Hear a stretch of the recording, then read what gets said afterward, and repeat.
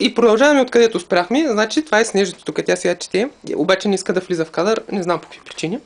Та казах за пейзажа. Пейзажа е много хубав. Виждате тази каштурка, ама тя сега от приказките излезнала, сега от приказките. А между другото, тук първата сутрин, като се събудих, тук е на този покрив същия, видях две катерички. Може да ти кажа, гледай да ги засним. Ама сега ги няма. А пък тук в далечината, пък то не се вижда нищо.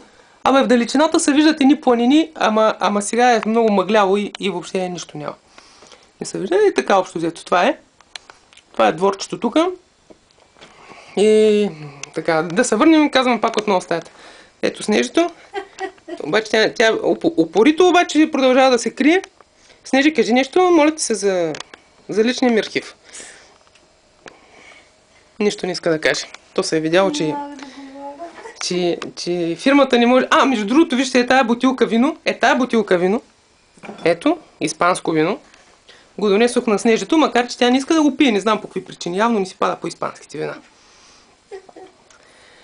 И така, какво друго да ви покажа на тук? Това общо е. Аз сега един поглед от към прозореца навътре към стаята. Да видите, какво е хубаво. Вижте, в Австрия да ви кажа е най-хубаво от цял свят. От цял свят. Кой каквото да ви казва, ви лъжи.